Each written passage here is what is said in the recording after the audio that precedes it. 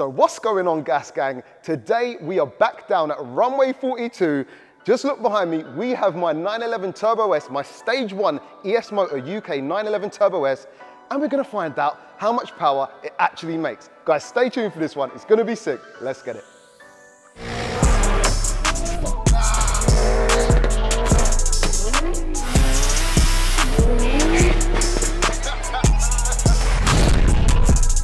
So yes guys, as the intro said, today we are back down at Runway 42 in Stella Motorsport. You might remember we've been here before, we've done a full HQ visit, which was absolutely amazing. So if you haven't checked that out, make sure you check it out. But today, the focus is on my Porsche 911 Turbo S. Now, those who have been following the build on this, know we haven't done much, but would know it's Stage 1 tuned by ES Motor UK. They did a lot of road testing and they've done pretty much a road tune on the car, but we didn't put it on a dyno. And down here at Runway 42, they have perhaps, well, it's definitely the best dyno facility in the UK. It could even be one of the best in Europe. It's definitely one of the best in Europe. I know I'm getting tongue-tied here, but it's one of the best, pretty much. And it's gonna give us the exact power figure of this car. Now, a Stage 1 from ES Motor UK only consists of an ECU remap. So this car's had no hardware. We've had it down at some events and it's fared very well considering it's only a Stage 1. So it should be interesting to see what kind of power this car makes. Porsche quote 580 brake horsepower for the Porsche 911 Turbo S. And ES pretty much quote this package as an ES 650 package. You know, today should be interesting. It feels a lot faster than it did when it was stock. So regardless of what numbers it makes, it's definitely performing on the road. So guys, I'm not gonna talk too much. What we're gonna do is we're gonna go and meet up with Max, the director of Runway 42 and Stella Motorsport, or one of the directors down here. And he's gonna give us a little talking through what we're gonna do today and yeah, what's going on. So stay tuned and let's get into it.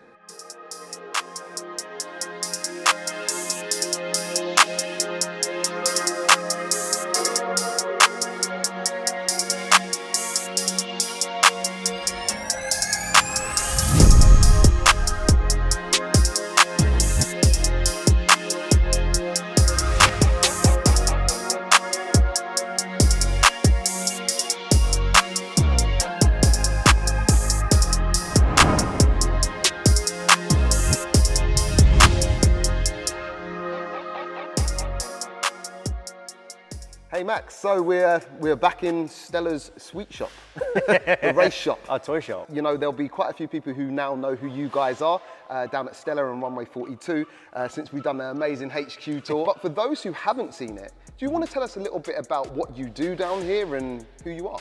Yeah, so we run 3 different companies here. So we're Stella Engineering, Stella Motorsport and Runway 42. Stella Engineering is an engineering company as it sounds, so we've got fabrication shop, CNC machine shop and design engineers. We then have Stella Motorsport, so we have factory supported Audi R8, LMS, GT3 and GT4 race cars. Yeah. And we also race prep and run cars for other people. And then Runway 42 is our tuning arm. Okay. So it's a sort of a new business for us, but we've got guys on board who've got over 40 years of experience of tuning cars and running dynos, so yeah, we know what we're doing. Wicked, and I think it's probably more based around the Runway 42 side today, being we're going to get the car on a dyno, which is going to be really cool. And I thought it'd be worth talking about, as you can see in the background behind you, my 911 is actually in the air, and people know generally, or for instance, guys, when I've been to other dynos, your car don't usually go in the air before the dyno session, I guess, but you're different down here. Do you want to explain why my car's We're always different. We do things differently. So yeah, every car that we get in goes up on the ramp.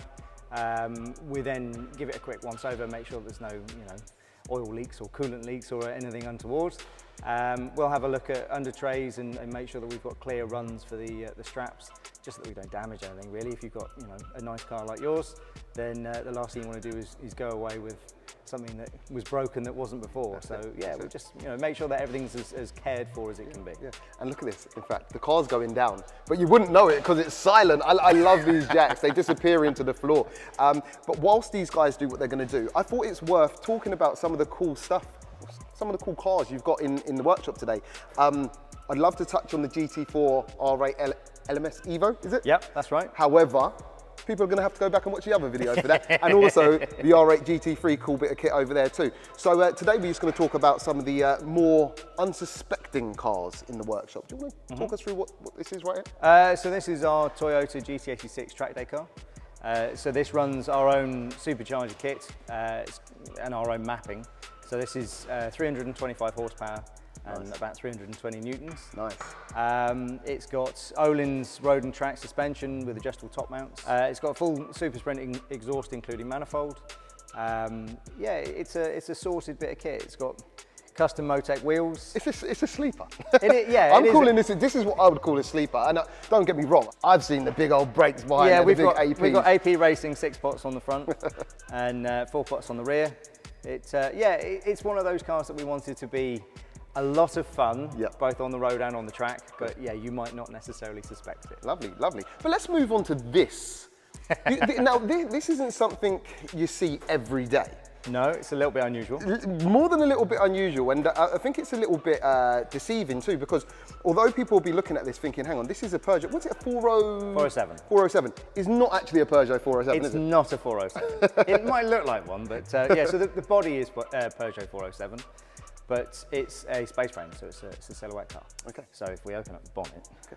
So essentially, this could be anything. It could, yeah. You could change the body on this to be something different if you wanted to. Same sort of size. Wow, look at that. That's a 650 horsepower Cosworth XB. Look how far the engine's set back too. Yes, yeah. So as I say, full space frame, and it's a transaxle as well, so gearbox is in the back. Okay. Yeah, it's a fully sorted V8 race car. And do you guys use this? Is this something that? So this was built as a proof of concept for a championship that unfortunately never came about. Okay. It raced once when it was built. It won by almost a lap. Oh really? Yeah. It's too fast. To be fair, it was against machinery that maybe not totally fair, but it was a nice little shakedown for the car, and unfortunately, just the series didn't come about. But can we open the door? Because I just want to show. Oh, it's not going to open very well, is it? I just want to show these guys inside it. Look at this, guys. This is crazy. Wow. Yeah, definitely not a 407. Not your average 407. Not your average anyway, like, you know what I mean? So yeah, this is a bit of kit here. And then something under wraps here. Are we allowed to say anything about this? Am I getting spy shots here that I shouldn't? So that's our GT86 GT4 race car that we built. Okay. So we designed that from a base road car, turned it into a GT4 spec car, and then raced it for a couple of years. Yeah, it's a lot of fun. It's an FA20 engine, so it's straight out of the GT86, but it's turbocharged. Okay. It's running over 500 horsepower. Wow. The car itself is all stripped out, so it's 1,250 kilos. Okay. 12-inch wide slicks. Yeah, it's nice. It's a bit of kit. Cool. With that said, I think the car, by the looks of it, is back down on the floor now. So I think we're ready to go. Yeah. So nothing left to do but get over to the dyno and run some numbers, right? Yeah, absolutely. See what it makes. Let's do it.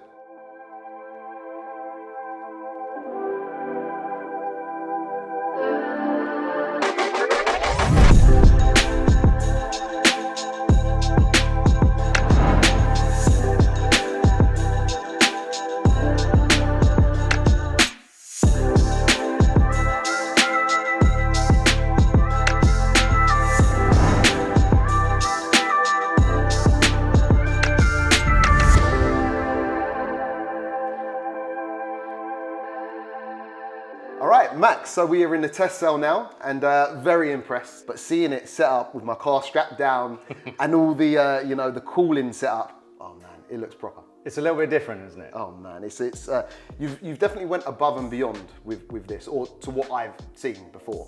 And that kind of, we're calling this the UK's best facility? Yeah, as far as we're concerned, this is the best facility in the UK. Potentially in Europe, but you never know. Okay. But yeah, we've put a lot of time and effort into making this what it is today, and we want to try and push its limits and test it out and see what we can do with it. The way that we design the sort of test cell is we focused heavily on airflow. So we knew what dyno we wanted to put in the ground. We knew that we needed a building that was large enough to house supercars and have extra wide doors open.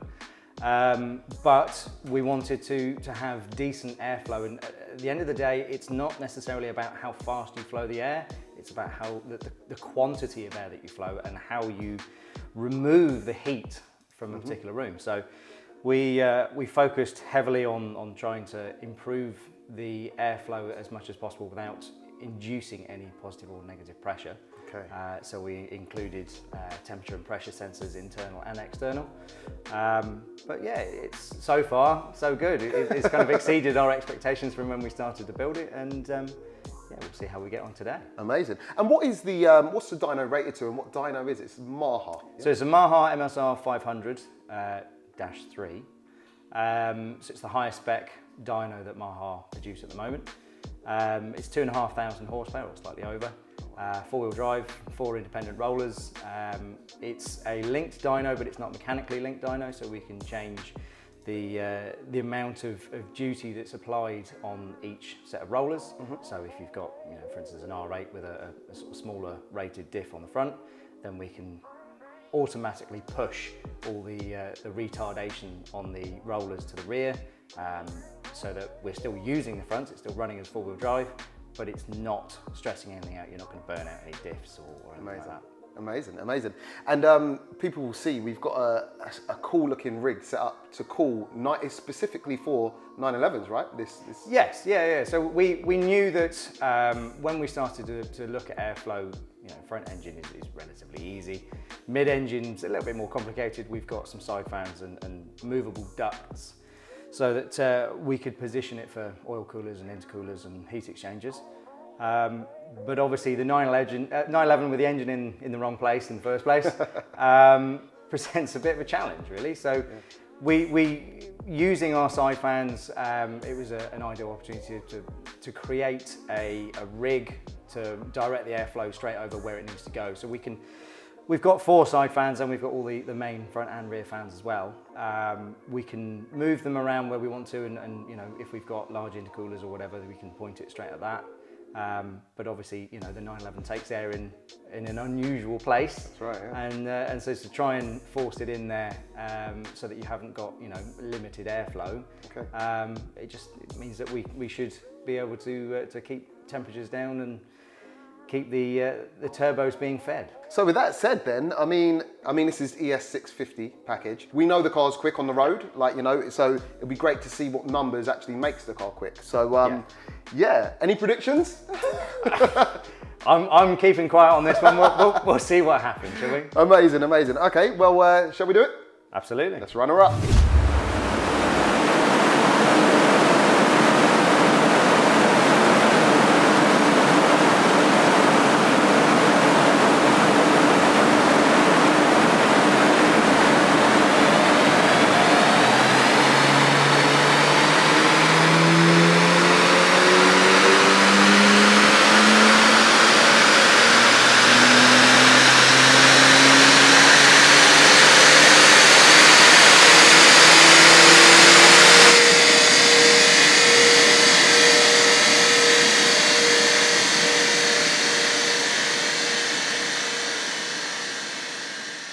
All right, guys, so there you have it. We made 677.1 brake horsepower. So 580 brake horsepower stock is what's quoted. Unfortunately, we never had a chance to get on the dyno stock. I was a bit eager to get the stage 1 on it. So we don't know what they actually make, but they quote 580. And we're at 677, so it's a 100 brake horsepower jump, pretty much. But yeah, man mass, it's 100 horsepower exactly, isn't That's it? Really? It's... Maybe even 200, 300 we call it. Guys, it made 1,000 brake horsepower. No, don't. So no, a stage 1, it's pretty much exactly where I'd want it to be. Yeah, I think, the graph doesn't look too bad at all. You can see that we've got the torque measurement there, the power at the wheels, power at the fly, and the drag figure as well. So torque is 866.3 Newton meters. Okay. Point 3 is important. 0.3, don't forget the 3, that's a strong figure. That's a strong figure. Yeah. You're certainly going to feel it when you're in the car. Yeah, 100%. So there we have it, 677.1 brake horsepower, 680 you might as well call it, and 866 Newton meters. So now we know, and as I say, it's just a stage 1, no hardware, so ECU remap. it's a good starting point. That's 100 brake horsepower on just a map. So from here, it's just gonna get more and more crazy. Once we start adding hardware and really getting our teeth into the tuning of this car, it's gonna be a beast. And of course, we've got to bring it back on the best dyno facility in the UK. You know, I just love the cooling, guys. I hope people, if you know about dynos, you will appreciate what has went into this. So yeah, absolutely blown away. So thank you once again for having us down here today, Max, and showing us about. It's always a pleasure. Always feel like a kid in a candy shop when I'm down here. Before we do go, do you want to tell people at home where they can find you and contact you? Yeah, so we're runway42.co.uk and stellarmotorsport.com. Okay. We're on Instagram, Facebook, everywhere. All of them. Well, guys, if you do want to know a little bit more about what they do down here and you want to get in contact or inquire about anything, check the links below because I'll leave all links to them in the description. And once again, I hope you've enjoyed the video and we'll catch you on the next one. So if you have enjoyed it, please don't forget to like, share and subscribe and we'll catch you on the next one. Peace out.